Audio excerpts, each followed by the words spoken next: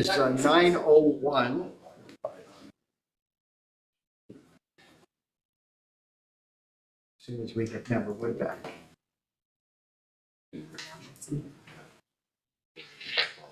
We'll now call this meeting to order. The time is 9:02 a.m. on the 24th of March. In accordance with Robert's Rules of Order, members are reminded to direct all remarks through the chair and wait to be recognized by the chair before speaking. This helps ensure our meeting proceeds in an orderly, timely, fair, and respectful manner. As a reminder, under Section 5A of the board's procedure bylaw, interactions between members, the OPP, the public, and the staff shall remain respectful at all times. It is the role of the board chair to preside over meetings and ensure that these rules are adhered to and that the quorum is observed. I would like to take a moment to reinforce the importance of maintaining respectful and professional dialogue between members and supporting staff. Our discussions must remain constructive to foster a positive working environment that ensures that everyone feels respected and able to contribute effectively. It is important that the rights of members are upheld, including the right to an efficient meeting and the right to be treated with respect and courtesy. This also includes refraining from making detrimental comments, speaking ill of or questioning the integrity of staff, OPP members, the public, the chair, or fellow board members. With respect to the territorial acknowledgement, I would ask Madam Administrator to read it, if you don't mind. Through you, Chair. Thank you. In the spirit of reconciliation, we acknowledge with respect the history of the living culture of the Anishinaabe, the people of the three fires known as Ojibwe, Odawa, and Potawatomi Nation, who have inhabited this land from time immemorial. We recognize that these lands are the territories of the Chippewas of Chippewas of Saugeen and the Chippewas of Nawash, collectively known as the Saugeen Ojibwe Nation, the keepers of this land. Georgian Bluffs is located on lands encompassed by treaties 45.5, 67, 72, 82, and 93. We reflect on our role as treaty people and the need to live in respect and peace and show respect for the first peoples who inhabit these lands and waters. Do we have member favorite with us? I thought so. Was the only. Welcome to the board. Thank you. Okay, Madam Administrator is you're leading it from here.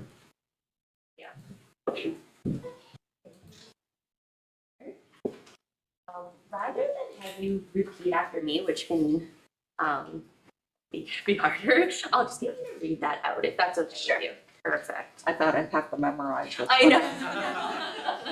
know. None of us would be members. I, Faye solemnly affirm that I will uphold the Constitution of Canada, which recognizes and affirms Aboriginal and treaty rights of Indigenous peoples, and that I will, to the best of my ability, discharge my duties as a member of the Grey Bruce OPP Detachment Board faithfully, impartially, and according to law and any rules, procedures, and bylaws of the board. Excellent. Thank you. So I'll get you to sign here on your copy. Yes. Oh, yes, correct. I could do that too. Yeah. I don't think it, Perfect. No. And that one as well. One's our copy, one's yours. Perfect. And I'll just sign your copy and I'll let you have it.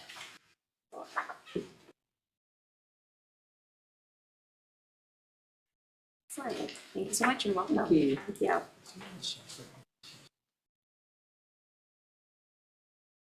Congratulations, condolences, whichever one. I'll wait and see.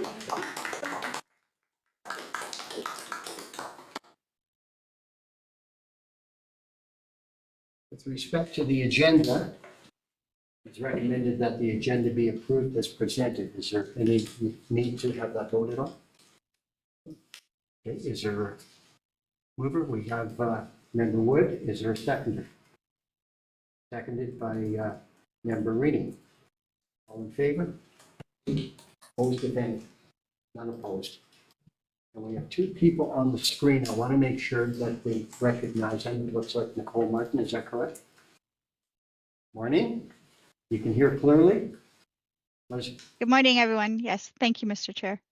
Is there anyone else on the screen? I saw a TH or something like that, or an HT? Through you, Chair. It's Pardon me? OPP, then we bow. Oh, okay, it's, that's fine. I don't see him, but it's fine. Does any member have any conflict with the respect of pecuniary interest? Anything to declare? From the record, there are no hands going up. With respect to the minutes of the last meeting, I'm going to recommend that the meeting, minutes of the meeting contained herein be approved. Do I have a mover? Moved by Member Coburn. Is there a seconder? Member Coburn, you put your hand up. I'll take that. All in favor? Opposed, if any? I should have asked, were there any comments with respect or questions or disagreements with the wording of the agenda? For the record, there are none. I'm sorry. No, it's just a follow-up item.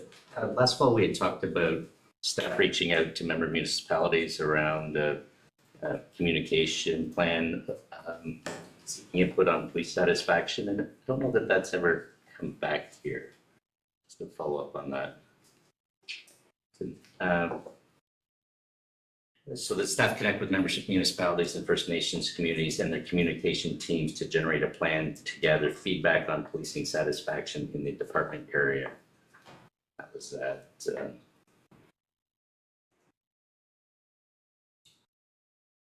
That was at our September meeting, and I know I asked about it in probably November, and it seemed important to us at the time, but we haven't followed up on it.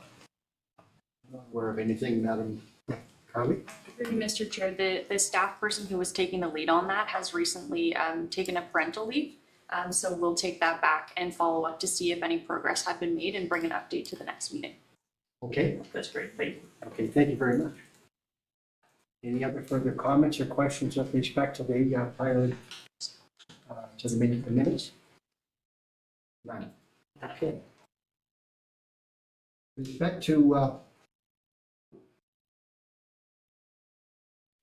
public participation, any person who wishes to make a presentation to the board must register with the board administrator at least 10 days in advance of the scheduled meeting. To register, you can complete the online form at Gray Bruce OPP Detachment Board /delegations, or call the board administrator at the following number, 519-376-2729, extension 601.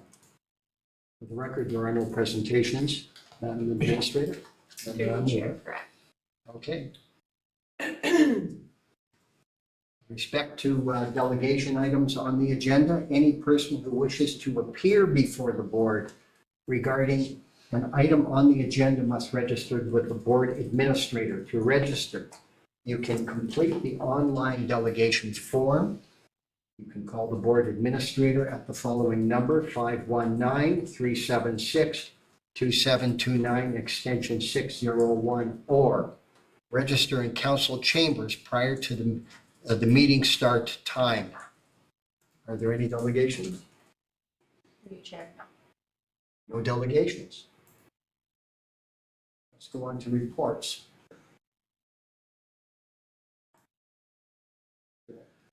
I'm sorry, go ahead. Just on point 3 of the delegations. So my understanding on that is I could literally just come in 5 or 10 minutes before the meeting today and register to talk to council or to the board. Through you, Chair. That's correct for items that are on the agenda, and then any that are So it has to days in be on the advance. agenda. Correct. Yes, okay, thank you. In other words, you can't sneak one in. That's what I was wanting to make sure wouldn't happen. That can't happen. Okay. You know where my mind was going on that one. Yes. We'll let sleep in whatever lies. Administration and Finance. The recommendation to receive the reports, that the board receive this report for information and that the board approve any 2025 surplus to be transferred to the board reserve. Is there a mover? There is. Member Wood. Is there a seconder? I think Member Member Colburn. Thank you. Now, before we vote on it, there's bound to be some discussion, I suspect. There you are. I can't turn my head at this point. Go ahead, Samantha. Through you, if I may, I'll just quickly speak to the report. The report that you have in front of you today is summarizing 2025's budget to actuals for the board purposes. You will see that we have not taken any action in relation to the report that was presented to this board at the last meeting in relation to First Nation contributions. There will be a follow-up report that is coming at a later meeting date to address the direction that was provided in relation specifically to that February report and the next steps in relation to that. So we have not included that in this report that you have in front of you today. When looking at your budget to actuals, there were some variances. I will not go through each of them, but if you do have any questions about specific variances, I am happy to discuss or answer them. This report also includes the breakdown of per diems, mileage, and professional development that is paid to your provincial and citizen appointees. And there is a brief summary of what we estimate the impacts to this board's reserve to be. Again, that does not take into account any action items or financial implications that may come from that February report. If there are any questions, I'm happy to answer them. Go ahead. Thank you, and through you, Chair.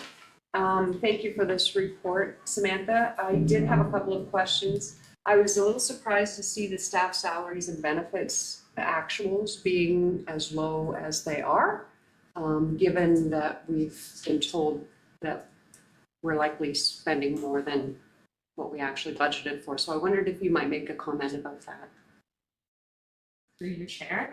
The budget was set on the half FTE that you do have included. It does not take into account any other staff times. Same with actuals. So when we set the budget, we were using a higher rate, recognizing Georgian Bluffs was going into a non-union market check, and the actuals are reflective of the actual results of that market check. So the other financial costs that is not that salary FTE that you have, they are reflected in the finance and administration. However, we are still trying to determine the scope and what those additional non-half FTE costs are. We do set it at 12,000 right now, but we're trying to gain some more insight, and we're approximately 4 months into our 6 months monitoring period that we were looking for to come back. I think I understand what you're saying. Thank you. Through you, Chair. So the line item that staff salaries and benefits is just the park FTE that we budgeted for. That's considered the actual. And then any overages would be covered in the 12,000, what's that one called? Finance and correct? Okay, thank you.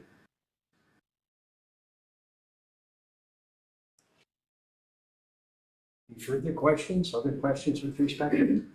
Go ahead. Thank you, and through you again, Chair. A question about reserves. So we have gone from over 35, around 35,000, down to a balance of 14. Is that correct? And I wonder if you could just make a comment. I read the sentence that follows the box under reserves, and it's I'm not sure that I'm interpreting it correctly, just the one that states that you wish to note that the reserve balance will be impacted based on the direction from the follow-up staff report from your report titled, that paragraph doesn't, I'm not sure I'm understanding that fully. Thank you, and through your chair, what that paragraph is trying to reference is that February report that this board had deferred, in which spoke to the 30,000 that had been the historical revenue applied for First Nation contributions for 2024 and 2025 purposes. That $30,000 we likely will have to write off as uncollectible, depending on what this board does set as their next steps. So the paragraph was meant to highlight, do not spend all 44,000, that the number is actually more in line with the 14,000 balance. Thank you. I had missed the meeting where this was discussed, so apologies for trying to get caught up a little bit on that. I appreciate that explanation. Any other? Yes, sir. Thanks, Mr. Chair. Just the link to our remuneration policy is in this report, and the policy statement for the remuneration says that the Grey Bruce Joint Detachment, the board, is committed to remunerating its representatives in a fair and equitable manner while practicing fiscal responsibility on behalf of the detachment communities. I've spoken with a number of the communities that are involved with this board, and I think our per diems are set much higher than what a lot of our lower tier municipality per diems are set at. So I'm wondering if we should be looking at, because remuneration is part of this ongoing process, whether we should be looking at our remuneration policy. We're set right now based on Georgian Bluffs, which is the highest, I think, among the represented communities here. Georgian Bluffs is 296, where, Gray County is 227, for example, for a full day. Half day is 150 something in Georgian Bluffs, and Gray County is 130. I know the township of Chatsworth, the full day is 227. And I did speak with a number of other communities that are represented here, and I didn't find any that had as high a per diem as what Georgian Bluffs has. So to be fair and equitable, and to represent, physically represent our communities, I'm not sure that we can or should have a per diem that is significantly higher than what all the member municipalities have. So whether or not that needs to be a notice of motion, have staff bring back a report on remuneration again, or I guess I leave that to the board's discretion. Thank you. What do you think? Administrator steps. Carly, were you gonna wait? Thank you, Mr. Chair, through you. If it's easiest, I think that you could do an amendment to the motion that's on the floor to include that additional direction. So just an amendment to add a line that staff be directed to investigate council remuneration rates across detachment communities. Heads are nodding. You want to read it then? You're gonna word it. I'm sorry, go ahead. Would it be beneficial if the board gave some direction though as to what approach they want to take? I mean, we can do it whatever we want. We could take an average of all the municipalities, or we could take the lowest one, or if we give them a direction, say this is where we think we should be. I appreciate what's being said, that as a taxpayer in Georgian Bluffs, I'm glad this information has been brought to my attention. So maybe there'll be another conversation that will take place in another context. But having said that, though, I certainly appreciate that when one of those that see the per diem from the board, I just went, whatever you say is right. I don't really care. It doesn't matter to me. I'm sure probably all the rest of us that are affected that way would feel that way. So we want to be fair. Go ahead. I agree the board should look at the remuneration policy. I'd like to see the information come back, and then the board could have a discussion at that time, whether we went with the highest, the lowest, the median. Or the average or whatever. Yeah.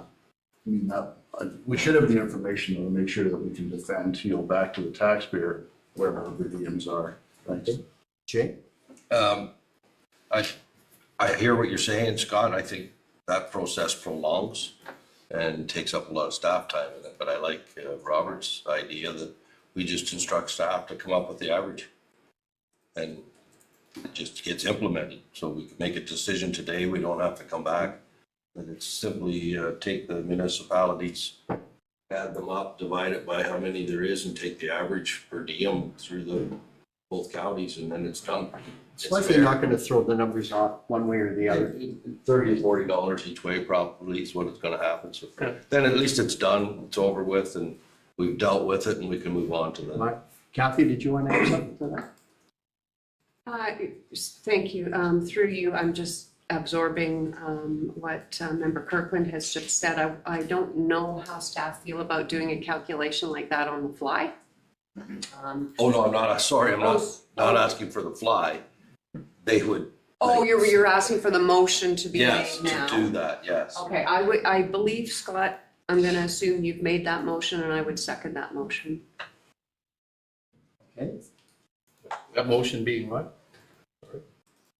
Well, I think Carly, I can't see you back there. Are you back there? I think you had some wording and then adding the fact that it would be calculated based on an average. She's the expert on wording these things. Could come up with it.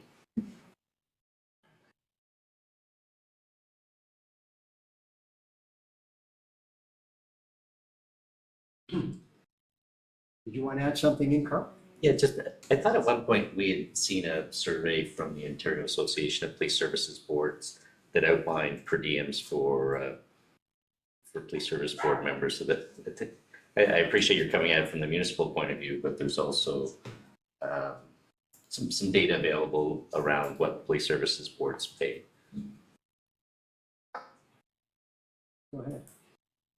If I may, Chair, I would just build on that comment. I think that's, we can look at the municipal world, but is that representative of the board world and specifically the OPP board? So I think that would be data worth looking at. And just as an additional FYI, our council remuneration policy, we have just done the review, and we are changing that model of per diem for the next term of council. So we can look at what Georgian Bluffs is doing right now. I don't know if that's the best way of looking at it, because in just a few months, all of that's going to change as we moved away from a per diem type of model. What are you suggesting? I'm just providing information. I like Member Ellis's remark about soliciting information from other police boards as per diem, rather than necessarily just looking at. I think our association's already done the homework, we just need to. So it's really worth contacting, well, the administrator can contact the association for that information. So we'll wait for the wording.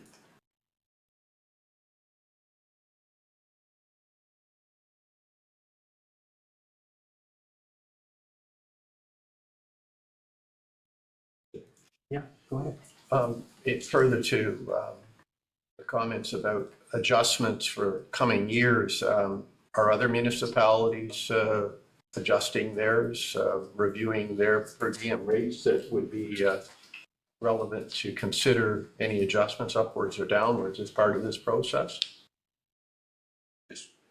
South Beach Peninsula is on a different system, so we get a flat rate fee and we're expected to be at the meeting. So each municipality probably has different solutions that they're doing, but if we are on a per diem thing, I still think, and if there is provincial guidance, I'm okay with that.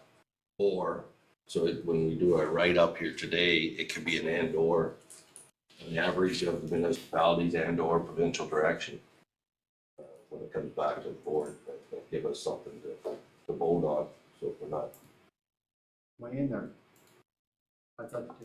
Go ahead. Some provincial boards, and I'll give you an example, the Niagara Escarpment Commission pays a per diem of $500 and some a day. So I'm not sure you can look at what the province is doing with some of the provincial boards as opposed to what is fair for Grey and Bruce counties, which is the member municipalities and what they're compensating. You know, those have been determined, and, you know, every municipality is a little bit different, but typically the per diem, if there is a per diem set, is adjusted by the COLA every year. So that, you know, once you've established a fair per diem, it goes up by the CPI. That's a good point. And I can tell you from my own personal experience that there's a significant difference between municipal boards and municipal per diems and provincial honorariums and provincial per diems. And particularly, it scales way up on the federal one. So you can't compare provincial and municipal, but got to stay with municipal. Mr. Chair, I go back to, it is our taxpayers that are paying this. It is our local taxpayers in Grey and Bruce that are paying these per diems. So we need to be cognizant of that. So irregardless of what the feds or the province pays, this is what we can afford to pay in Grey County, Bruce County. You have some wording there, Carly? Yes, thank you, Mr. Chair, through you. So the full amended motion would read that the board receive this report for information and that the board approve any 2025 surplus to be transferred to the board reserve, and that staff be directed to investigate per diem rates across detachment municipalities and per diem data held by the OAPSB, and further that staff be directed to bring back recommended policy amendments that reflect the average remuneration rates paid. Does that sound like, I'm sorry, go ahead. I just want to comment. So again, you take AI with a grain of salt, but it says there is no standardized province-wide per diem set in legislation for Ontario provincial police department detachment boards. Under the Community Safety and Policing Act, remuneration is largely left to municipalities and sometimes set locally by bylaw or policy rather than fixed provincially. So getting that may not be. It literally said that typical per diem ranges are 75 to 150 per meeting for low-end small rural municipalities, ranging 150 to 300 meetings for typical mid-range and 300 to 500 for large urban police boards or chairs. So getting an overall provincial look is going to give variety if this is accurate.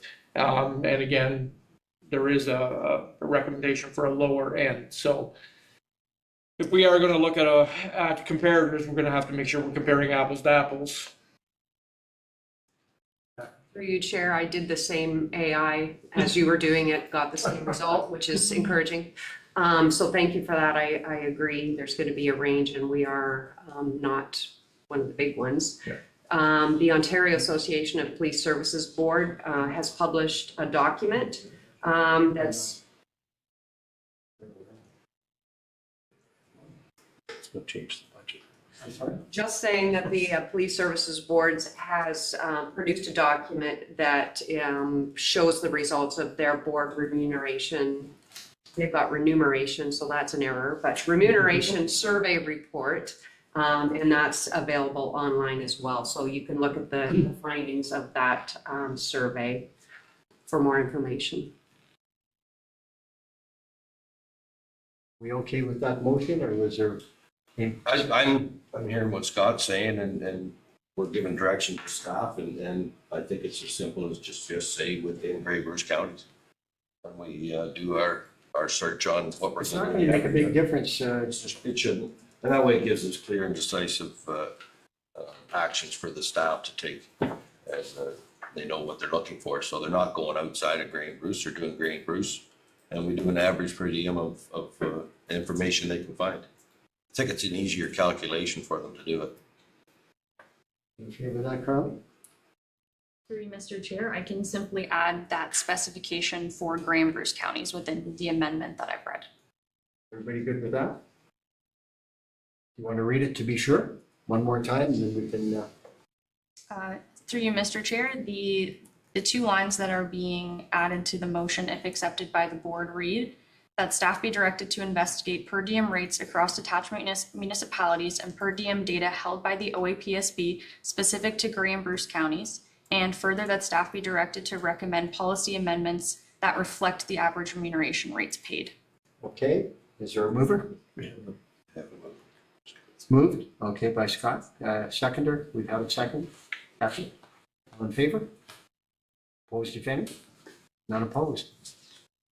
Okay, I might add, Vice Chair pointed out to me, and I'm quite aware of it, that Member Wood has not put in for his remuneration or his per diems as to date, so that will alter the budget because it's going in shortly, I believe.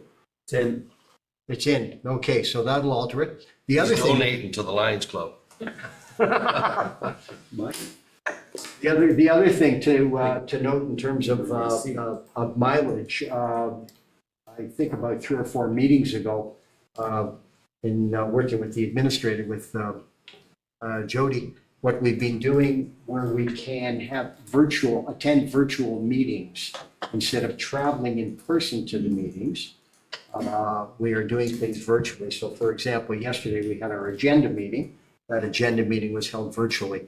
So that's going to cut back on some of the mileage also. Certainly not a full board meeting, but wherever we can do it virtually, we're doing that one too. So keep that in mind. Okay, we can move on to the next thing. If we may. We go back.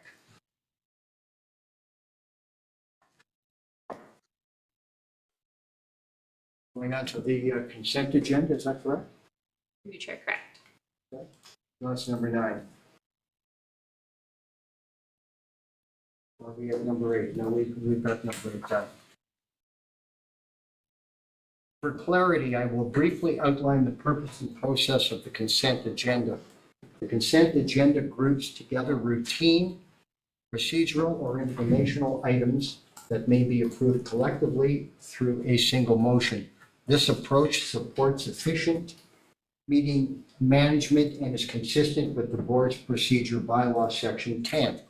Any member of the board that may request that an item be removed or pulled from the consent agenda prior to the vote. A pulled item will be considered separately. The request to pull an item is procedural in nature and does not reflect opposition.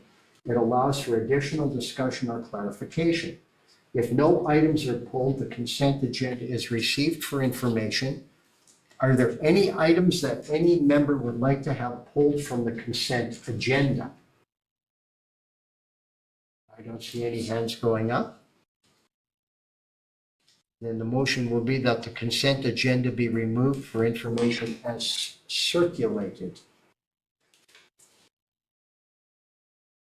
Do we have a mover? Member Colbert, seconder? Member Mackey? Oh, sorry, Member Martin, we'll put her name on that one. Sorry about that. All in favor? Opposed, if any? Passed. Now, we are still in number 9. Is there anything further on that? No. New business. This is mine. I attended the Zone 5 meeting. I see that Hank Zerr is here. I think you attended too, didn't you, sir? Yes, sir, I did. You want to call it a meeting? And we'll make this one relatively short. Not much happened is a nice way of putting it. About 15 minutes of it, there was a discussion as to whether or not we had a quorum, believe it or not. And we eventually did get the quorum, and a few items were thrown out, and I don't think much was. Hank, do you want to speak to that at all? If anything in that meeting? Through you, Chair, I can say that the meeting started off with a joint meeting Yeah. between the OACP and OAPSP. And I did a presentation at that meeting with respect to the IG decisions and findings reports. I think there was a couple more presentations as well. One presenter was unable to make it, so he couldn't speak. There wasn't a whole lot on the individual OAPSB meeting. The next meeting I believe is in Huron. Mr. Chair, who is this gentleman? Oh, yeah. Identify yourself for. Absolutely, I thought I did last meeting, so I Yeah, you did. apologize. I guess we must have been here, so. My name's Hank Zerr. I am the police service advisor for Zone 5, the inspector of police. My work for me is good general. My job is to monitor board compliance, to assist boards in achieving compliance, assist boards, staff, and detachment commanders. So I should have known that before I spoke earlier. all good. Kathy? Thank you, and through you, Chair, if I may, to Hank, I'm interested in knowing, based on your presentation and the work you've done around the IG decisions and findings, is there anything of particular relevance that our board ought to know, or is it mostly just general? Future, absolutely there is. There's 12 IG decisions that are put out now. Nothing related to OPP detachment boards. However, there are some decisions based on board member conduct, which are relevant to you folks here. There's also decisions based on adequate and effective policing, which would be relevant to OPP, more so operational than GHQ. My advice would be to check out the IOP website. You contact us, enter your email address. They're going to be alerted for every new ID decision that comes out, so you can read it. It's very short. They have a summary of each one. So there's only 12 right now that's been released. And you also get the IG memos by doing that. So the board member conduct ones would be relevant to you folks. There's about 4 or 5 that have been released so far. A lot to do with confidentiality and closed meetings. That's pretty much the main one. But they all, like right now, they're currently all involving municipal boards. Kathy, go ahead. If I may, just to follow up, thank you for that information. If we could get that link to that signing up for the alerts in the minutes, that would be helpful. And this is something that Member Ellis had asked for, I think, last meeting. So rather than us all do the reading and bring it back. Do other boards handle that in a different way? Do they have someone summarizing those recommendations and bringing them back to boards? Are you aware of how? Yeah, through you, Chair. No, actually, it's really done with individual board members take it. It's, when I say it's literally a 3 or 4 minute read, that's all it really is. Because there's a summary provided for each decision. It's not very long at all, but very informative and very easy to read. The ones reflecting boards, there were a number of them that mentioned board members who were municipal councillors that didn't understand that they were wearing 2 hats between their municipal council role and their police services role. So Yes, exactly, yeah, that is one. The 2 hybrids called, so absolutely. If I may just weigh in, I made the almost dismissive comment that not much happened, and the reason I asked Hank to speak to it, he actually had a presentation with respect to the Inspector General's decisions and findings report. To me, that was really the only thing that came out of that dual meeting, because first part of the meeting itself, we had a guest speaker apparently, and it was on effective, it was called Enhancing Impact Through Effective Grant Writing. And 20 minutes before the meeting started, apparently Charles Piat called in and said he was canceling. So it left us saying, well, do we even have a quorum, came up the question after that, because we moved directly in. Well, I shouldn't say that. There's one person did speak to it. It was from one of the other police services on grant writing. It was information. It was useful information, but then we moved on very quickly to the rest of the business meeting itself. And the question is, do we have a quorum? And we were scrambling for a quorum, and it turns out that there were 6 members attended out of the 18 so-called members, of which 11 were OPP detachments and 7 were police service boards, municipal. And the question is, how many did we need to get a quorum? Turned out to be 1 short. So we had one in the waiting room, if I remember correctly, pulled that person, and then we had a quorum, and then they had the meeting. Not much, in my view, came out of the meeting, and the meeting ended. Would you say that basically summed it up, I Hank? would say you've hit it pretty close there. Yeah, absolutely. There were some challenges, as I understand. Some board members did not understand the 2 meetings. So some board members attended the joint meeting, thought it was over and done, and they left. And in fact, the second meeting decided not to. So that would have helped them with quorum had they known that. There's a few new board members that didn't come around our shots. That's exactly what happened. I mean, they had to switch into a different dial-in code or something of the sort. I did, and I got in. But anything, the only thing that came out of it was, to me, there was an Inspector General decisions and findings report that, if you remember, Hank, that came out. Yes, sir. Yeah, and if somebody wants to see it, well, ask, I'll give a copy of it to Jody, and she'll produce it. Here you go, Jody. Not that you want it, but I know you got it now. You got it now, like it else. Here goes another tree. Okay, I should report it on that. I'm sorry, go ahead. With respect to these old meetings, a couple of meetings ago, I believe it was, the board decided that the chair and the vice chair would attend these meetings.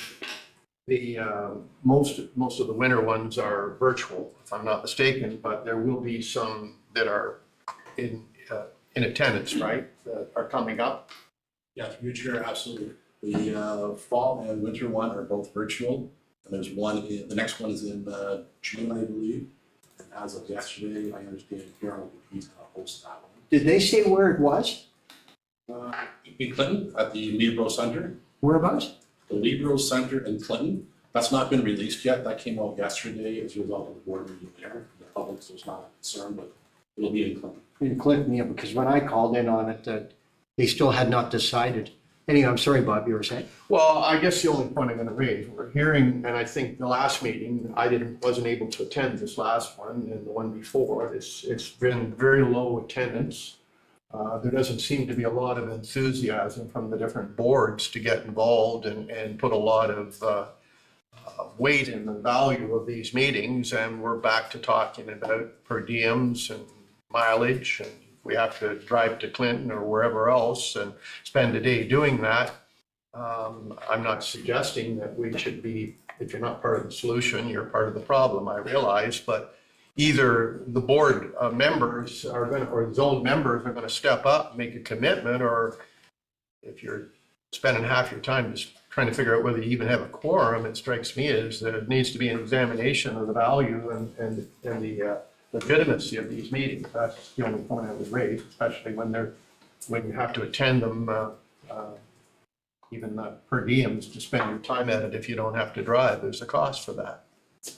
So I'm just raising it because we've just spent time talking about money, how we spend it, how responsible it is.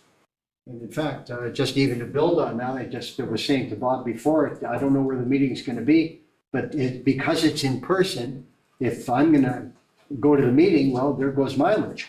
Are you closer to it? And if you're available, you're likely are to Clinton, certainly. Nearest Tim Hortons to us is on Manitoulin Island. So, well, we could do some carpooling and things like that, for sure. That's great. That's what we should do. But having said all of that, it's still a cost. And I don't think any of us, regardless of whether we're compensated, want to spend our time going to a meeting where there's not even enough to be a quorum, perhaps, and there's no real substance to the agenda. So this maybe needs to go back to those who are responsible for putting these on and say either you get everybody to sort of pull up their socks and make this worthwhile, or, well, what are the alternatives? We just say, sorry, it's a waste of our time. go ahead, Carl. I appreciate your comments, and I think our representatives at the zone meeting should keep their eyes open to make sure that they are finding value in it, and at that point that there's no value, communicate that back to the board. I participated in those zone meetings for a long time, and I can tell you that that was my general sense, that I often left those meetings wondering why I had wasted a day. Well, I can tell you, Scott, when I took a look at that, I heard it was in person, after having attended 2 or 3 of these meetings already, I asked myself, would I drive all the way to wherever it is? It's got to be south of where I am. So if Bob was available, would he be available to go? Well, if he is, fine. But if there's nothing coming out of it, I haven't seen much value. I think that is the reality, Mr. Chair, isn't it? From the meetings we have attended, unless something changes, that assessment has already been made that, and I'm here again, who's responsible to try and fix that?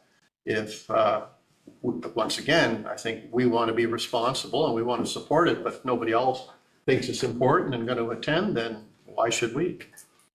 That's, I think, the reality of it.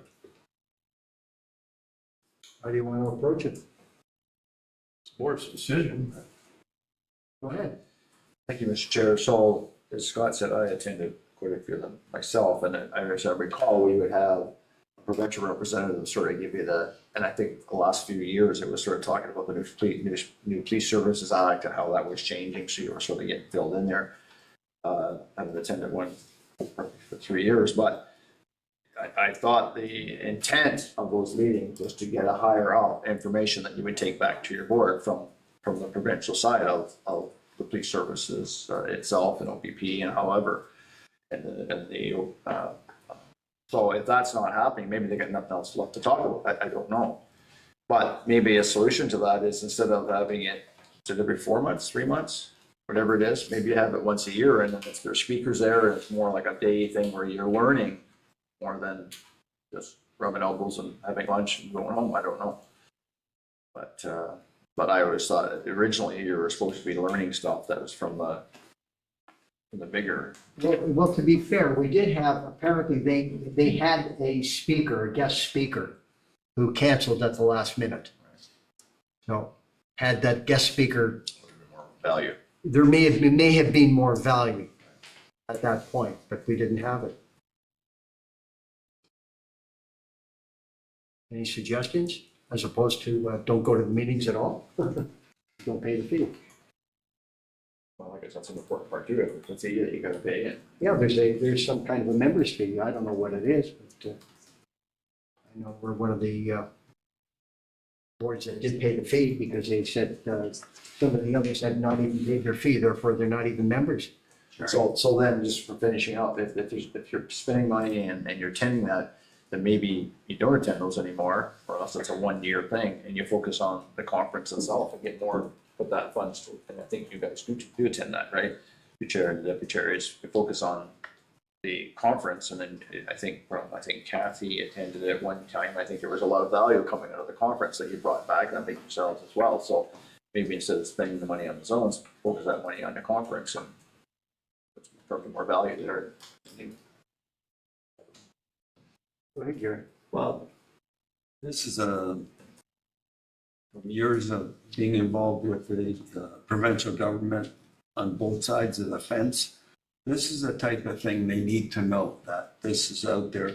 I think Jerry needs to send a correspondence to, again, we have to find out who, just to express our displeasure with the way it's set up and the need for it.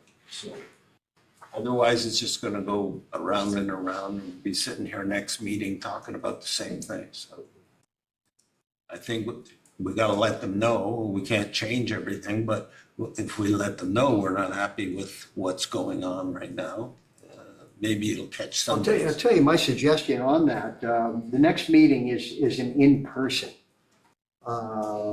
It's probably a lot, I think we should attend that in person as opposed to virtual. Unless somebody feels like I ought not to, or Bob not to. And that's the one down in Clinton? The one down in Clinton. If Bob wants to go, then he'll go. If not, I'll go. But that's it. Maybe that's something we can raise directly right in that meeting. Yes, sir. Is there any value in sort of sending a preemptive strike to that, expressing your concern and making sure that the organizers are putting out a correspondence that says there is concern about lack of attendance and interest, and we encourage everyone to attend to discuss this at this meeting, the upcoming meeting. I can do that. So that way you know that it's being addressed.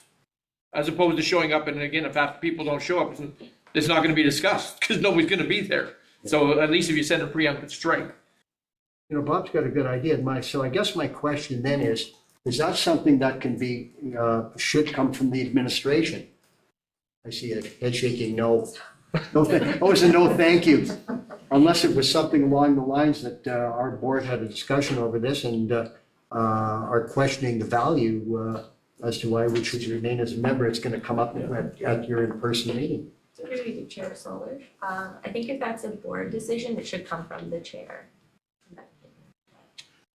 Okay. Mr. Chair, further to Gary's comments, I was going to suggest that I would put forth a motion that we have the chair send on behalf of the board a letter to all members of Zone 5 and the administrative folks that we have concerns with the lack of attendance and commitment of members and substance of the meeting. And hope that all members would recognize that if these meetings are to continue, their participation is important, something to that effect. That way we've communicated, as has been pointed out, to wait until the next meeting and drive to Clinton and then nobody's there. You don't get an opportunity to say much to an empty room, do you? So this way we've put it on notice that we have concerns. We're probably traveling as far as anybody, aren't we? Usually our travel to these meetings, the way it always is up here. We just want to make it worth their while. And that letter worded by the chair to that effect would hopefully send a message to these other members that, hey, if you're not committed, then I guess we should just, whatever. That's my motion. Go ahead, Jim. And I would support that, but I would definitely make sure it's on the agenda, not on the consent agenda that nobody can bring forward. Make sure it's on the agenda for discussion at the next meeting. That way it is going to be Okay, that's discussed. the heads up, and that's probably the right way to do it. Yeah. And don't just send a letter. Pardon me? Don't just send a letter saying, you know, our displeasure, because it could end up just. But they would request that it be on the agenda. Put it on the agenda. Right, exactly. That's be included in my motion. Okay, go ahead, Paul. So generally, as I remember in the past, they would be locally, one in Old one in Orangeville, one in Elma, I think, or whatever. Is it up to the area to sort of build that agenda to who's hosting it? Or is it up to Joanne? Is it Joanne? Fields? Yeah. Yeah, so- it's Joanne Field. So is she responsible and maybe, you know, like she's been doing it for a long time, but is it her I mean, like who's responsible to make sure there's good content there and stuff, or is it like, I think you need to get to who organizes it, or I'm trying to think who used to be the chair, and are we still the chair or not? So who's the chair? Because he was appointed among the members, right? But he was there for quite a long time. I think it was done by Huron. I think of his name. Unless it's John Thompson. I think it might be. Okay. Anyway. Do you know who the chair of that is, Dan? Future, I believe it's Jim Dietrich. Yes. John Thompson is a director as well, or vice chair. Jim, yes. I think Jim's been in for a while. Jeff? Thank you, Chair. I'm confused as to where we're at. I'm not sure if we have a motion on the table. Do you need a seconder? And I also have another question, but I don't want to bring that forward until we've dealt with the motion side. I think we've got enough information to go forward. I think Robert put a motion on the. we need a second. Do we have seconder by Scott? Mackie. Can you read it again? Read it again and let's go with what's in front of us. I don't want to beat this one to death. Yes, Kathy. Since it's on the floor now officially, may I ask a Please. question? If we're not finding a lot of value in the zone meetings, does it make sense for two of our board members to attend those meetings? Or does it make sense for you to alternate them and try to save on, I agree with you. you know, I'm a nickel and dimer, so I'm just wondering how we. Well, since you said nickel, I guess he's going. Wrong spelling. Can I just respond then, since my name has been used? I would say that, like, there's gonna be situations too with dates, with conflicts and so on. So, and to be honest, I know the board decided that it would be either the chair or the vice chair, but if there's any value to these meetings, I would say that, you know, it could even be a rotation if people wanted to go. If it's a learning experience, it's no different what we talked about the conference, that we can't send everybody because of the cost, but the more information, if it's relevant, that person then is expected, whoever goes, to come back and make a presentation and explain what was talked about. So to me but I certainly support if, you know, the need for two people to go to do that probably is excessive. Okay. One last person to speak to it.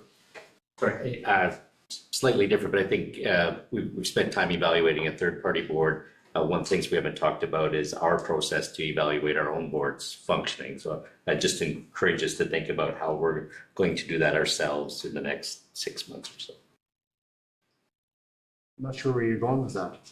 Well, one of the things that a board should do, or a council, is evaluate your effectiveness and what works in a meeting and what doesn't, and try to make improvements as to how a board functions. And that's probably on the list of things that OPP services board should do if we go back to that checklist.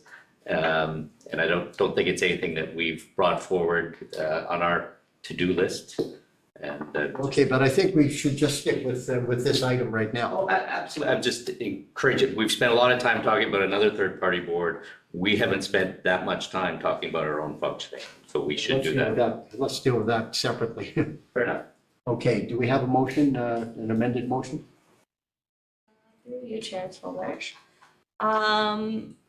Based on Member Nichols' motion, that the board chair will communicate with Zone 5 organizers to advise that declining interest and low attendance have been observed during zone meetings, and request that this matter be addressed and included on the Zone 5 agenda in the interest of fiscal responsibility. Pretty good with that one? Do we have a mover for the amended motion? I guess it's, yes? Aye. Member Reedy, seconded. Member Erb, all in favor? Opposed, if any? Did you give me make sure I get a copy of that motion and who I write to? I appreciate that. Thanks. Let's move it along. See where we're going.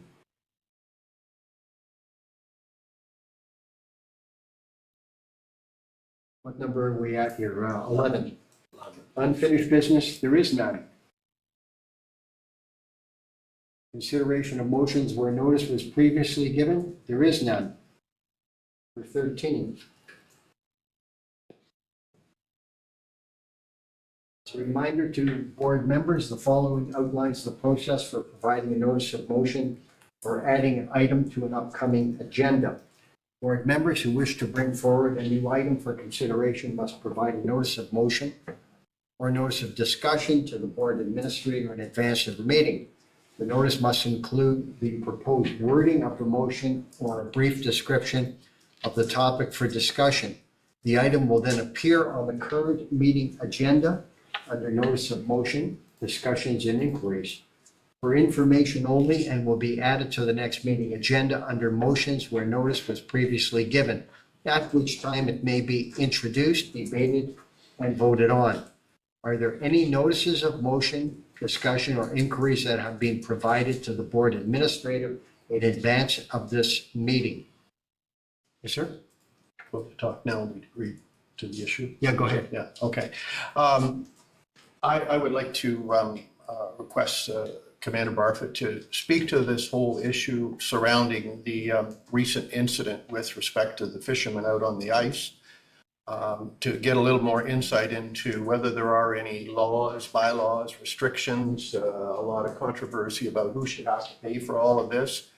And I know the chair spoke with you in advance about this and warned you that I would raise this question and ask if you could give us a little insight into what options are. I think we're all concerned there was a cost to, speaking of cost to municipalities and not to mention the province, I guess, for this event to do this. And so if you wouldn't mind, if you could comment and give us a little insight into what options you have from a law enforcement standpoint. So the simple answer is the OPP does not charge rescuing people. So a lot of the municipal councils representatives have had presentations on the billing model from the OPP. So aviation, waterways, those are provincial responsibilities. So the municipality is not billed for those services. However, there would have been a call for service for that, which would have just been the officers responding. The extra things, the aviation, you know, things like the extra services that came in, those are not part of the billing for that call. So that's part of the provincial responsibility, which is shared throughout the province. It's not directly billed to that municipality.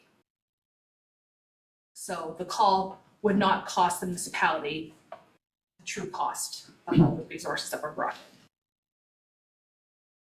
in. Do we know the actual approximate cost of what the rescue cost? I don't know. And there are no laws or restrictions or anything of any nature that these folks, they can do what they want, when they want, and wherever they want. There's no restrictions that perhaps should be considered or that should be recommended to the province so that this doesn't happen again, or at least if it does, these people are held accountable. So I did consult with one of our Marine members yesterday because I was racking my brain and couldn't come up with anything that would be a chargeable offense for them. And he was of the same opinion. There's really nothing. Nothing today, nothing that exists today that could be a chargeable offense, regulatory. Because they're on the ice, it's not like they're in the water. And they were, some of them, my understanding, were wearing the flotation suits so that if they did fall in the ice, they are in the water, they do have those floater suits. An example of last summer, we had 4 people that we had to rescue that were in kayaks and canoes. They did not have life jackets with them. So we rescued those people and then we gave them each a ticket for not having a personal flotation device. So we are not opposed to charging people if there's an applicable charge when we do rescue. Go ahead.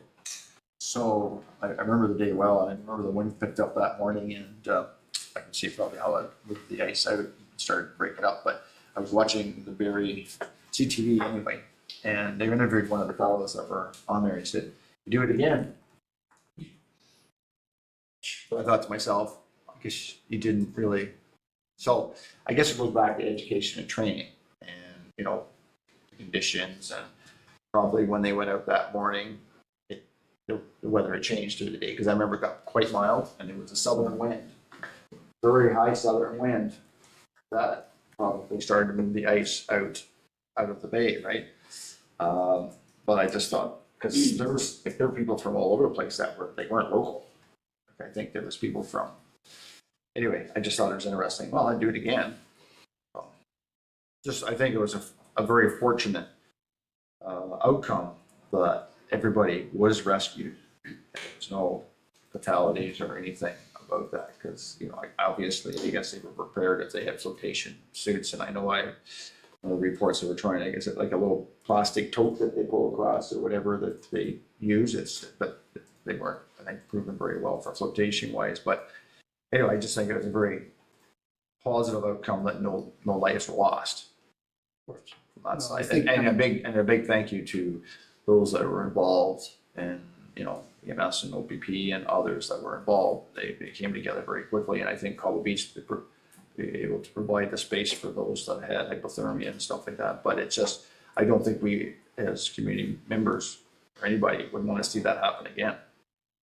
I think Member Wood had something to say as a former rescuer. Well, I come from down the Essex County area, and it was a regular event down there. The ice in Lake St. Clair would let go, and eventually, and I don't know how they did it, but if you were told, you were given the warning to be off the ice, and you're out there, and they have to bring the helicopters in, you better have a big check, because you are being charged. And they had to actually send collection agencies after people. So other people tried to put them through their insurances and what have you. But it sure solved the problem when they started handing out bills for the rescues. So it's a regular thing. I understand we had problems again this year. It's just one of them things.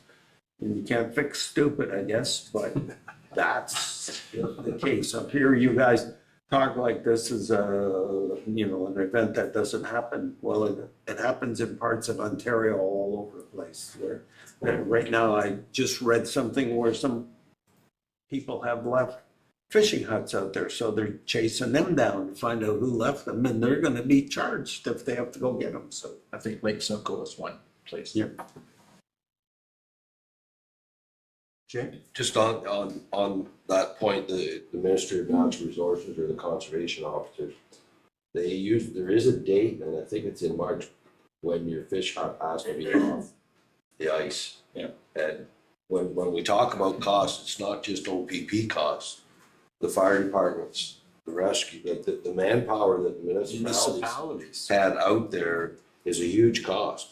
And so I would like to see what you're saying, if there's any way, and I don't know if it needs to come from the conservation or the Ministry of Natural Resources, that when they say you need to be off the ice, if that's the area we have to look at for the charges to be laid, because I don't think it can come from the OPP, the province. I think it has to come from the ministry. Somebody has to be able to make the call that you got to be off the ice. And if people are still willing to go, then I think that's where the charges have to come from. Yeah. I don't know if we can look at that as a board, because we're an OPP board. Exactly. We're not the conservation authority. So Exactly. maybe as municipalities, we need to personally send letters to the conservation and say, is there any way that this could change, and look into an area such as where you came I'm from. not even sure we have to do that. This is a police board. This is what we're here for. Well, but we're here under the OPP, and what are chargeable offenses from the OPP? I don't think we're here from conservation or That's right. Ministry of Natural Resources. Can you comment on that, Marla? Like, there really is no chargeable offense other than the flotation device that you can charge under. Right, and because they were on ice, they don't have to have the life jacket or flotation device, right? So, there's certain calls where M&R, we call them hunting kind of offenses because they're the expert on that, and that would be the same for something like this. If there's a date for huts, I don't even know what that date would be. That would be something that they would come and they would be the ones that would do the charge. If it's a body of water is a municipality, is there a local bylaw that could be passed that has to be off? Like, is that a jurisdiction over that? I don't know. Like, I know for us, we have Lake Eugenia that's in Grey Highlands. I don't know if we can pass, it's encompassing in the whole municipality, I don't know. These are all just, Chair, I think because it's one of the Great Lakes, it's not an internal lake. right, yeah, So I think. you don't have jurisdiction, provincial jurisdiction. I would suggest if you really want to find out about it, reach out to the IRCA down there. That's the conservation, and Brendan Byrne down there. He'll have all the information. He's an older guy that's still working, but he's the go-to guy for that kind of stuff, and he knows all the ins and outs. And I know they were sending bills because I knew some of our firefighters got caught out there and they got the bills, so. Now, the point is, this is a police board and it's a police board meeting. So I don't think there's much that our commander here can do, so. Right, but, sorry. Go ahead, Bob. But the fact that we are the police board, so to Jay's point, can we not make a request or a recommendation that this be looked at by whatever bodies govern it, that we're making the recommendation because on behalf of the OPP who can't do anything about it, that some kind of authorization be put in place. I mean, you're right, we're not gonna make it, but we're just asking somebody to look at it and address it. That's where Bob and I were talking about, is there something, can there be a regulation, a provincial regulation? And if there is a provincial regulation that sends the message to people somehow, I don't know if there can, but let the powers that be determine whether there can be. And then enforcement, which is the OPP, can step in and enforce that regulation. Go ahead, Paul. So, like so out west, they had a lot of forest fires. And if it's an area where you have to evacuate, if somebody goes in, so if the OPP determined from good sources that you shouldn't be out in the ice and somebody continues to go out in the ice, is that like, okay, did the OPP have the authority to lay a fine because you were told by law enforcement that you're not supposed to be out there, same as a forest fire is supposed to evacuate a certain area and you decide to stay or you go back in? Is that similar to, like, because it's in public safety, like, because it's been determined that there's a risk, and not only to the individual, but for those that are going to have to rescue the people that are there. And So there's got to be somewhere fine line that all of a sudden, you're like you're saying, you're crossing that line and you're putting not only yourself at risk, you're putting those rescuers at risk as well. And then there needs to be a fine. So Well, in simple language, there has to be a provincial regulation that can be enforced by the OPP. That's why we're here. Yeah. Once it's determined that there is a risk. And the only thing we can do is make that recommendation to the ministry, the provincial ministry, either the AG, or I guess it's the AG, or the Solicitor General, that a regulation be looked at that can be enforced by the OPP to send a strong message of deterrence, to be sure this type of behavior is prevented. Yes, Kathy? I'm just gonna, thank you, Chair. I'm just gonna go back to Member Urig's comment. I think, correct me if I'm wrong, I think what we're asking for is perhaps to direct staff to develop a letter of recommendation or a resolution that we can approve to forward to the appropriate ministry or regulatory bodies. I believe that's what. Right, under the auspice of advocacy for the OPP, yes. I mean, you're right, we're not the OPP, we're advocacy, and that's what we're asking. And I think, we want to strike while the iron is hot, and this has just happened, and it makes sense to me that we make a statement. It makes sense to me too, and this is where Bob was going with it. Is there somebody, who should we be communicating with to see if a regulation can be put in place? Go ahead. And I don't think we need to reinvent the wheel. We already have a case where they're able to lay the fines and the charges, and I believe it's through the conservation. They're the professionals on forest fires, ice, nature things. So I think through Gary and his contact, that's maybe who we should find out how to do it, and then send our letter to the conservation authorities or the MNR. Because I think that's where the regulatory end of this comes through, and I from our OPP officers, would you suggest that's the avenue we send our letter? Yeah, hold this. So she's just doing some searching here. In Ontario, there is no specific provincial defense or Ministry of Natural offense solely for requiring rescue while ice fishing. But charges may only apply if independent offenses are identified. So where they didn't have flotation devices, or they didn't have fishing licenses, or something along those. It's separate from the actual event, but are found to be in contravention Of other things. Right. Charges may only apply if an independent offense is identified, and in some cases, municipalities may recover costs under local bylaws. And in the past, it was, I don't know what the bylaw was that they had in place, but it was to charge back for the expenses of the fire department. It was something around $5,400 that they recovered. So it would appear that there would have to be a local bylaw in place first. However, I'm not familiar with that particular case, that it may be an inland lake where the municipality might have jurisdiction as opposed to a provincial lake. Well, years back, thank you, Mr. Chair, back when COVID was going on, in Eugenia Falls, it was marked closed. We had individuals come up from Barrie, and one fellow fell, and we did charge them with the cost of the fire department. And I remember them coming to council, but they were told, there's a sign, do not climb over this fence and climb on the falls, and they did, and one fell.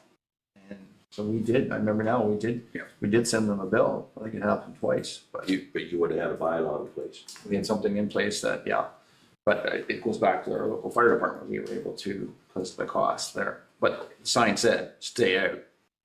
It was around COVID time. Go ahead.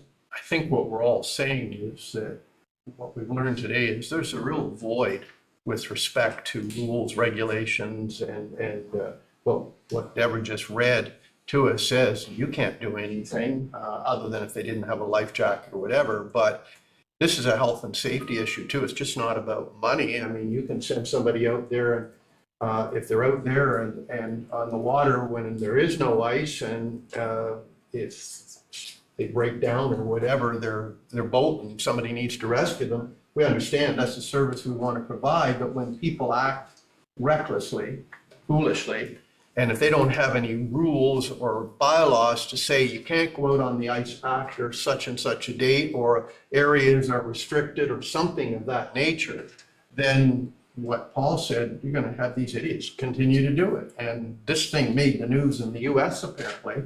So maybe if there had been a fatality, it would have even made it more serious, but it's great that there wasn't. But that's where we're sitting, aren't we? Just, with the situation, unless somebody does something and changes. So this is our role, to advocate from a policing advocacy standpoint, that as a board, we feel, and hey, send it to the Conservation Authority, send it to the ministries, send it to everybody. There's a government agency, and somebody better figure out who should deal with this, because there's a problem.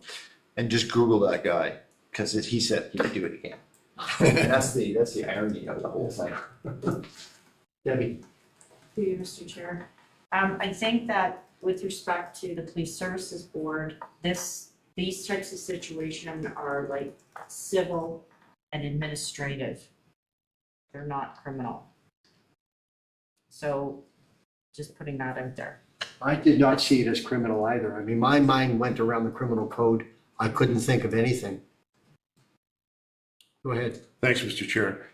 I share the same frustration that a lot of the other board members do with the, these nominees for the Darwin Awards, took upon themselves. But I don't believe that it is really our responsibility to take any steps. Municipalities, if they want to enact bylaws, if there's any available, could reach out to some of our counterparts on what you can do. We are doing it now with, burn permits, right? Someone lights a fire without a burn permit, then, they're paying the cost of the extinguishment. So there may be mechanisms, but I think I'm just caught up in something that we're frustrated with right now, but I don't believe that it's really up to us to take those steps.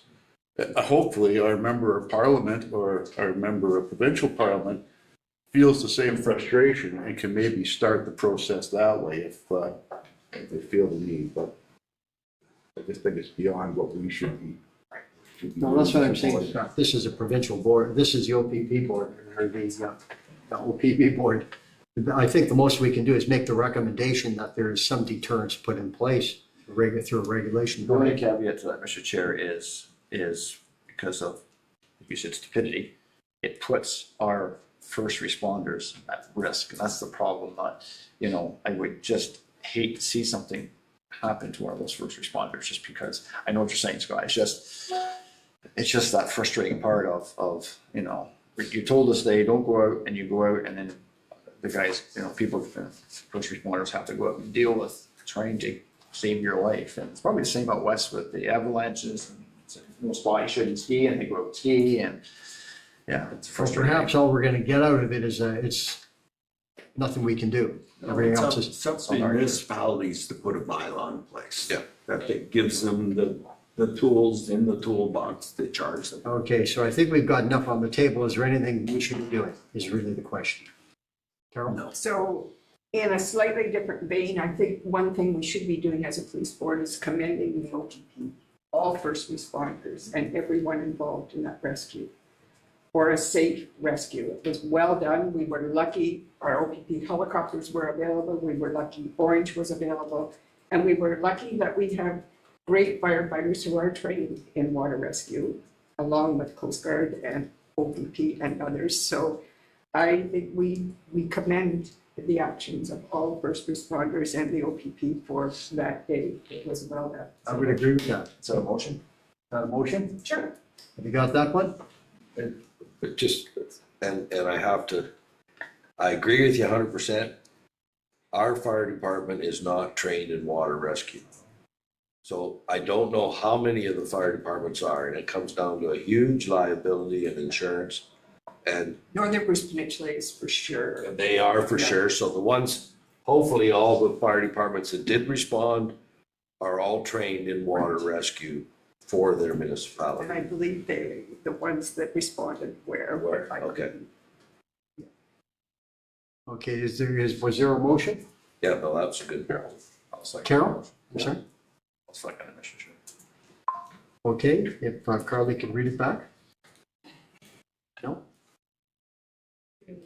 Sorry, no, I did. I had noted in the minutes that the board commends OPP and first responders for their safe rescue, but I didn't like it as a motion.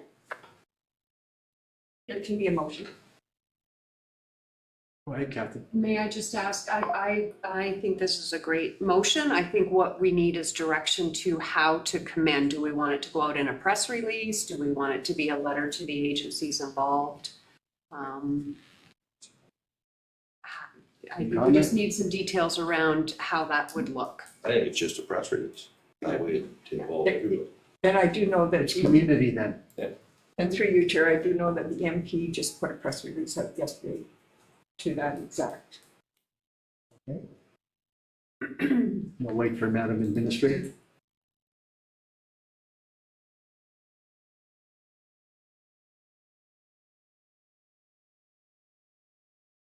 When you're ready, read it back.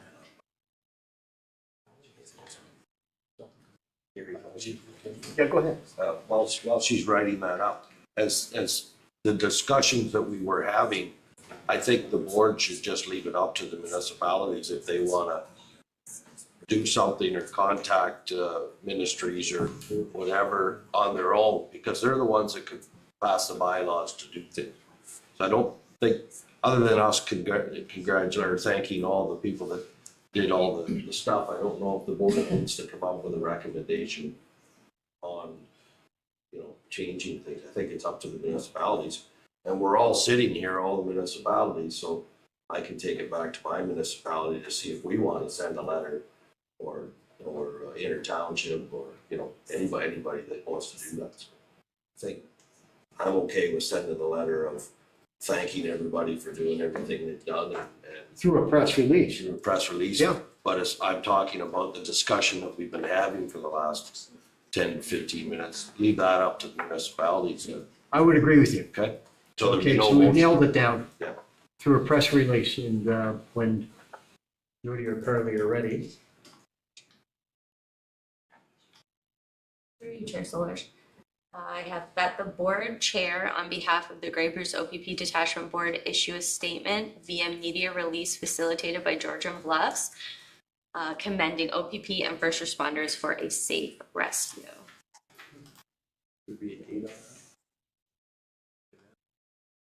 And I could also add, of recent ice rescue involving fishermen on Georgian Bay. With respect, it was March, I think. March 8th. With respect to that specific date. Your bay, is that called a bay, or what's that called? Log bush? That's not called, log bush. So people wonder what you're talking about. Okay. Yeah. We're doing that by way of a motion. Probably should look at it. Right? Okay, we'll wait till she's ready. Just read the motion out and we'll get a mover and a second.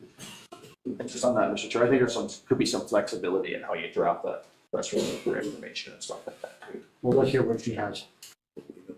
I don't want to spend too much time on it. That the board chair, on behalf of the Grey Bruce OPP Detachment Board, issue a statement via media release facilitated by Georgian Bluffs, the Township of Georgian Bluffs, commends the OPP and first responders for a safe rescue on the recent ice rescue involving fishermen on Georgian Bay on March 8th, 2026. You okay with that, Paul? Okay, is there a mover? Carol. Yeah, Carol, myself. Okay, Member Reedy, seconded? Yeah, I was second. Okay, Member McQueen. In favor? Opposed, if any? None. Okay, leave that one to you. Where are we? Where were we? Do a break. You want to do a break? Let's do a break. Okay, and then we go into closed session. Georgian Bluff has a lot of activities to do. It's really nature driven. Oh, it's up there. And it's Okay, like the community is very nice, You very put it in the friendly. budget? And a lot of the locals come here every single day and they think of it as their therapy. We're the food family. We started farm on the lake, and the community, everybody around it, the support structure, the township has actually made us to who we are today. And now that everything is set up, this whole operation is being received by the community. People drive down from far away to do camping, glamping with us. A lot of people come from far away to see the goats and they're really amazed. Sometimes we feed the babies in front of them. I was just Googling, seeing other boards. When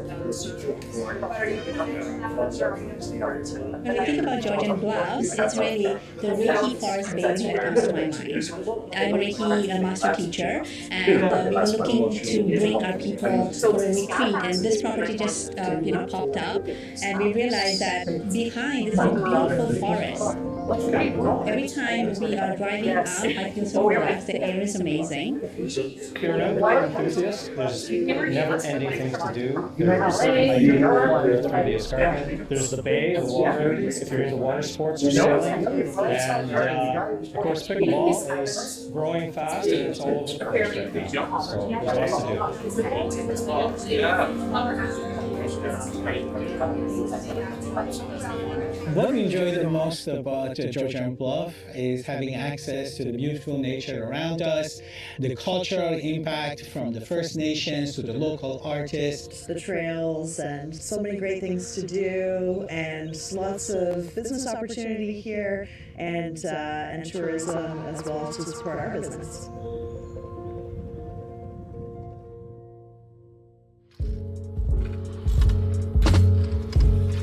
First off, what I love about the area is the scenery. It's absolutely beautiful. Like it's right in the name of the municipality, the Bluffs. Another thing too that I noticed from living through here is all the small communities throughout Georgian Bluffs. They're very unique and they might be very small, but we're very big with heart. Everybody looks out for each other, takes care of each other, and just the way locals support locals. So the ability to have a local business and prosper is very apparent here in Georgian Bluffs.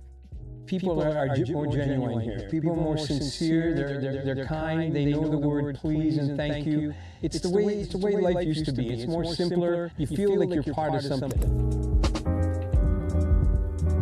The Township of Georgian Bluffs as a municipality is proud to serve its residents, whether it be looking after infrastructure, looking after our roads, grading our gravel roads, looking after our parks, our trails, our community centres, our ice arena, or providing the services that residents rely on every single day when they come to our township offices. I'm proud to lead a team which is here serving the residents of Georgian Bluffs every single day.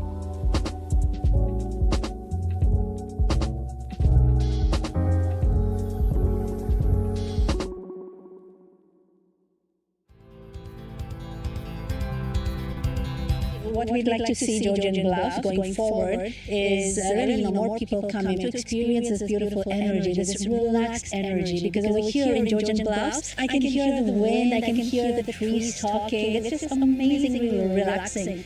Welcoming more people, yet with the same foundation and principles of community, of respect, and of moral. It would be great for Georgian Bluffs to continue to support, nature and the beauty that we have here, and to keep our area clean and beautiful. I hope to see more local businesses, more sustainable living, and more families just moving up here and living and prospering off their land and their property. For me and my family, Georgian Bluffs means being close to nature, having the escarpment to hike and the water of Georgian Bay at our doorstep is something that draws us to being part of this community. The family-friendly neighbourhoods, the fact I can connect with my neighbours and see them on the street, say hello, and I know the people I'm seeing each day is something which for me is something I treasure and my family treasures about being in Georgian Bluffs.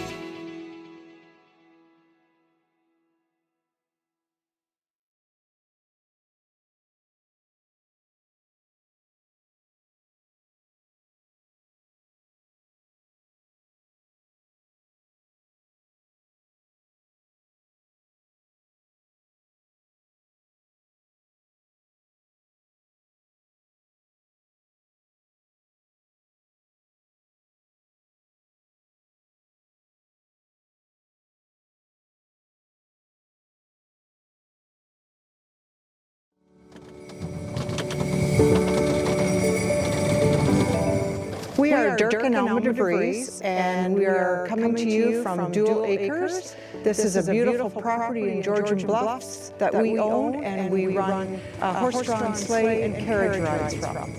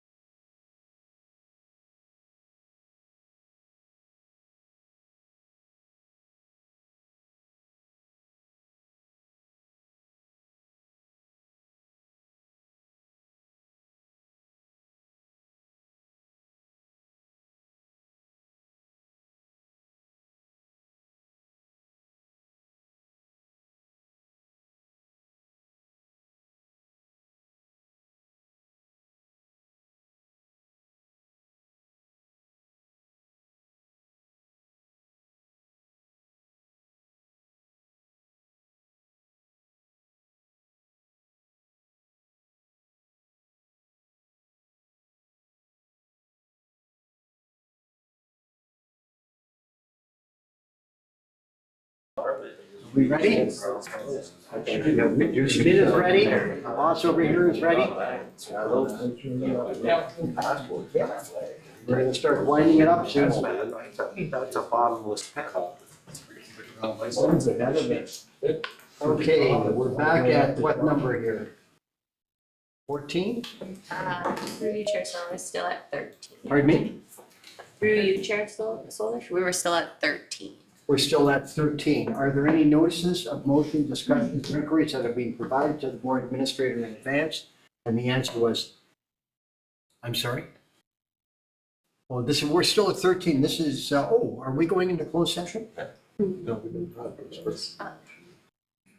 I'm sorry, Carly? Through you, Mr. Chair, now is the time to ask if members have any notices of motion or notices of discussion they would like to provide at this time. Did you hear that one? Do any members have any notices of motion or members of discussion? Start with Carl. Yeah, could I just bring forward that annual board self-assessment?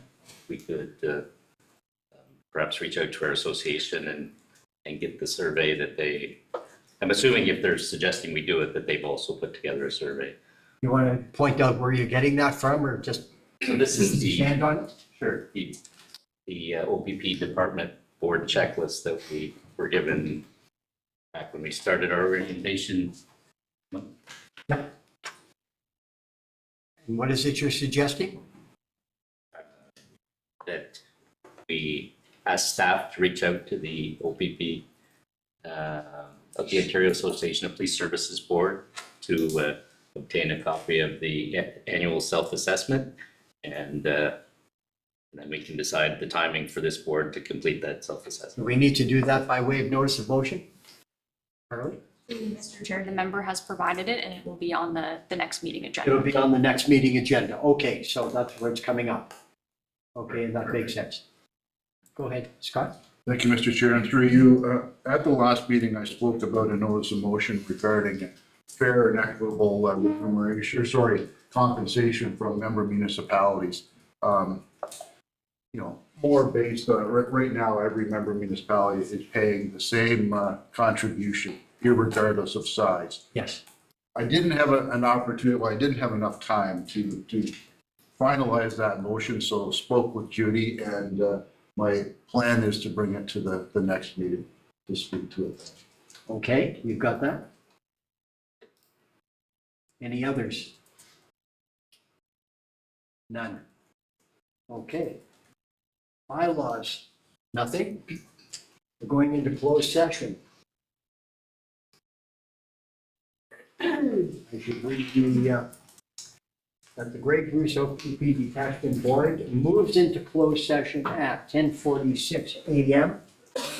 in the Township of Georgian Bluffs Council Chambers with the Director of Corporate Services, Deputy CAO Manager of Legislative Services, Clerk Board Administrator, and Detachment Commander remaining in the room to discuss. Is that by way of a motion? Through you, Chair Solich, there should be another section there and it describes what to be discussed. Open meeting exemption K, section 44. Open meeting exemption K of section 44 of the Community Safety and Policing Act 2019. Call response times.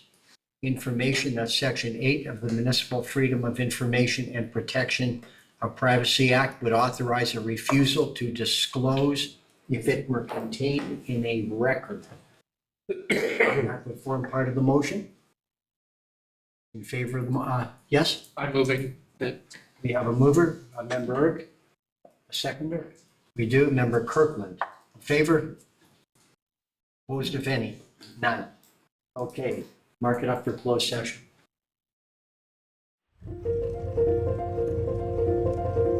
Georgian Bluff has a lot of activities to do. It's really nature driven, and it's like the community is very nice, very friendly. And a lot of the locals come here every single day and they think of it as their therapy. We're the Fruit family. We started Farm on the Lake, and the community, everybody around it, the support structure, the township has actually made us to who we are today. And now that we have this set up, this whole operation is well received by the community. People drive down from far, far away to do camping, glamping with us. A lot of people come from far away to see the goats and they're really amazed. Sometimes we feed the babies in front of them.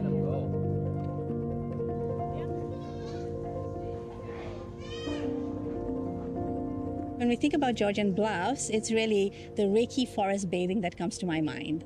I'm a Reiki master teacher, and we were looking to bring our people for a retreat, and this property just popped up, and we realized that behind it's a beautiful forest. Every time we are driving up, I feel so relaxed. The air is amazing. If you're an outdoor enthusiast, there's never-ending things to do. There's the hiking all over through the escarpment. There's the bay, the water, if you're into water sports or sailing. And of course, pickleball is growing fast and it's all over the place right now. So there's lots to do.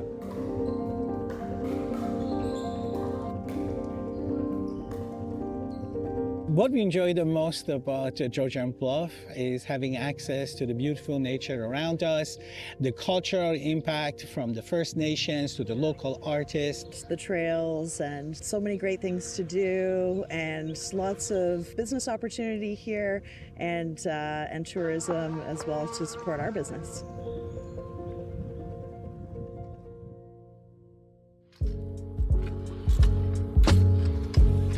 First off, what I love about the area is the scenery. It's absolutely beautiful. Like, it's right in the name of the municipality, the Bluffs. Another thing too that I noticed from living through here is all the small communities throughout Georgian Bluffs. They're very unique and they might be very small, but we're very big with heart. Everybody looks out for each other, takes care of each other, and just the way locals support locals. So the ability to have a local business and prosper is very apparent here in Georgian Bluffs. People are more genuine here. People are more sincere. They're kind. They know the word please and thank you. It's the way life used to be. It's more simpler. You feel like you're part of something. The township of Georgian Bluffs as a municipality is proud to serve its residents, whether it be looking after infrastructure, looking after our roads, grading our gravel roads, looking after our parks, our trails, our community centres, our ice arena, or providing the services that residents rely on every single day when they come to our township offices. I'm proud to lead a team which is here serving the residents of Georgian Bluffs every single day.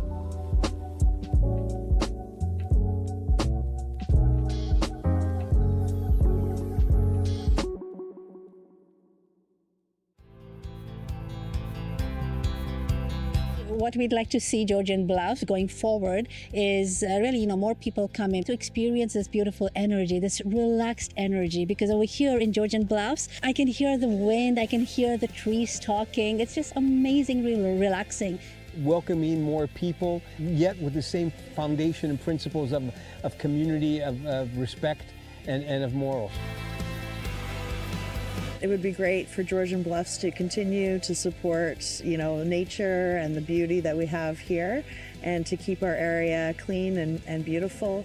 I hope to see more local businesses, more sustainable living, and more families just moving up here and living and prospering off their land and their property. For me and my family, Georgian Bluffs means being close to nature. Having the escarpment to hike and the water of Georgian Bay at our doorstep is something that draws us to being part of this community. The family-friendly neighborhoods, the fact I can connect with my neighbors and see them on the street and say hello, and I know the people I'm seeing each day, is something which for me is something I treasure and my family treasures about being in Georgian Bluffs.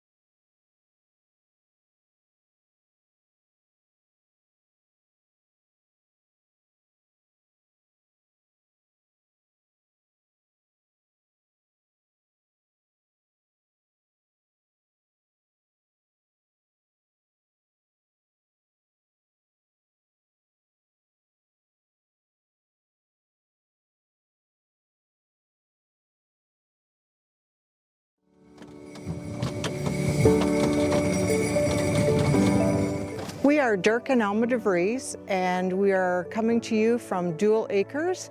This is a beautiful property in Georgian Bluffs that we own, and we run horse-drawn sleigh and carriage rides from. So today we're going to have Dan and Juliet. Dan's a 12-year-old gelding, and Juliet's a 12-year-old mare. Come on, Dan. When people come here, we invite them to come back to our shack, and they will go in there and they can get ready to go, get dressed, whatever they need to do, and stay warm till the ride event starts. And then we bring the horses out of this sleigh shed here, and they get on, and we take them roughly for a 40-minute ride, all through hardwood and softwood bush. So the whole experience is in woods. We return here, we drop them off here. They can go in, and there's a big wood stove in there. They warm up, and if they so desire, they can also enjoy a cup of hot chocolate. We build all our own sleighs, and there's a reason for that. Is sleighs in Ontario came with a width of stance, with a runner width of 3 feet, and that was designed to work in the bush and whatnot. But a 3-foot stance is very tippy when you get people. People are like hauling water. There's always a second motion, and that second motion is the motion that'll tip the sleighs. So I rebuild all the sleighs to a 4-foot wide stance, and that's very stable. There's no, you cannot tip them. Our sleighs are also adaptable to handle wheelchairs, which we discovered early. There was that need there that people disabilities need that we needed to provide. We've done lots of charity work. We did Santa sleigh ride here on the farm. That actually helped really for people to be aware that we were here. But we always have a passion, especially for children with special needs. That was one way that we were able to give back to the community. Every year we host a ride here for the GRACE program, which is the Georgian Riding Association for Challenged Equestrians. Horses and dog sleds are exactly the same. If you want the horse or the dogs to go right, you say gee. If you want them to go left, you say haw. I've done thousands of rides, and I never get tired of it because it's the horses that are the enjoyment. And the people are, we have people from all over, and there's so many different stories and so many good people out there that you meet. I hope that when people come to our farm here and enjoy a sleigh or wagon ride through the bush, that they enjoy the bush, the beauty of nature here, and just go away feeling relaxed and rejuvenated.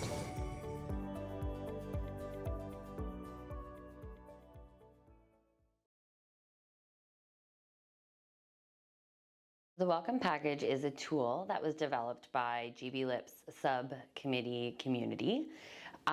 It was a tool that was supposed to be used for municipalities to share information with new residents, specifically immigrants coming to their communities, in a consistent way across Grey and Bruce counties. And what's great about it is the package was actually translated into multiple different languages. As my own personal lived experience as an immigrant, not everything was accessible to me with the click of my hand.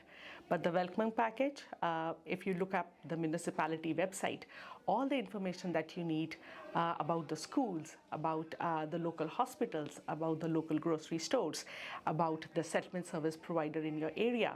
So I think it is a one-stop shop for all your settlement needs.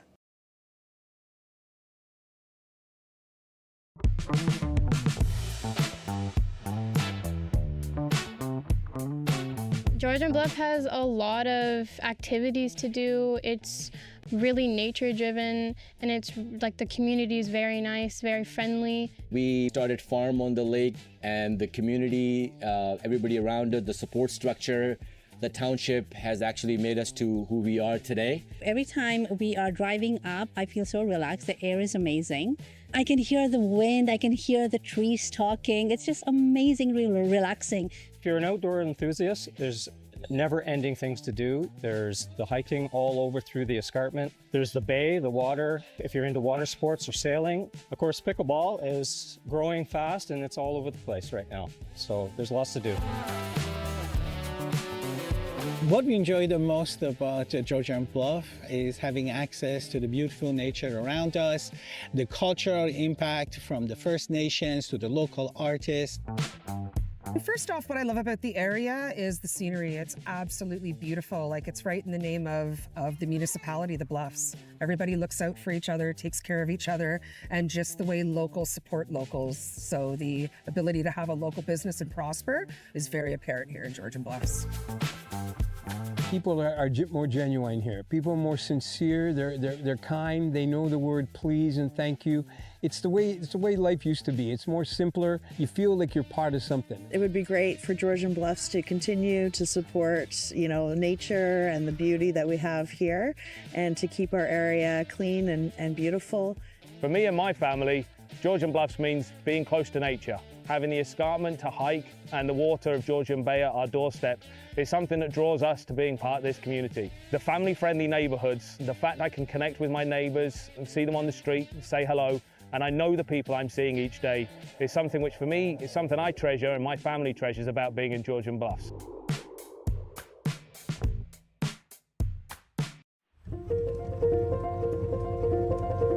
Georgian Bluff has a lot of activities to do. It's really nature driven, and it's like the community is very nice, very friendly. And a lot of the locals come here every single day and they think of it as their therapy. We're the Farouk family. We started farm on the lake, and the community, everybody around it, the support structure, the township has actually made us to who we are today. And now that we have this set up, this whole operation is well received by the community. People drive down from far, far away to do camping, glamping with us. A lot of people come from far away to see the goats, and they're really amazed. Sometimes we feed the babies in front of them.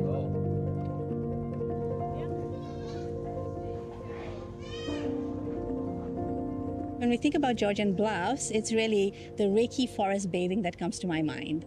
I'm a Reiki master teacher, and we were looking to bring our people for a retreat, and this property just popped up, and we realized that behind it's a beautiful forest.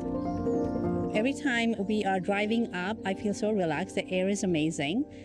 If you're an outdoor enthusiast, there's never-ending things to do. There's the hiking all over through the escarpment. There's the bay, the water, if you're into water sports or sailing. And of course, pickleball is growing fast, and it's all over the place right now. So there's lots to do.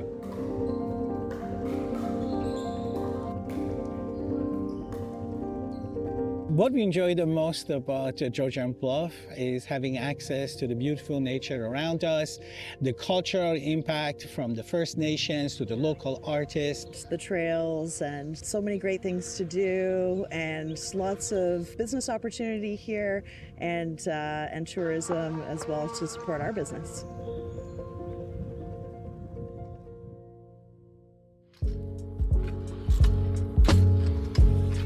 First off, what I love about the area is the scenery. It's absolutely beautiful. Like, it's right in the name of the municipality, the Bluffs. Another thing too that I noticed from living through here is all the small communities throughout Georgian Bluffs. They're very unique, and they might be very small, but we're very big with heart.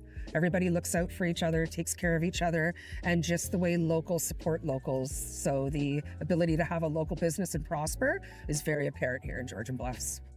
People are more genuine here. People are more sincere. They're kind. They know the word please and thank you. It's the way life used to be. It's more simpler. You feel like you're part of something. The township of Georgian Bluffs as a municipality is proud to serve its residents, whether it be looking after infrastructure, looking after our roads, grading our gravel roads, looking after our parks, our trails, our community centres, our ice arena, or providing the services that residents rely on every single day when they come to our township offices. I'm proud to lead a team which is here serving the residents of Georgian Bluffs every single day.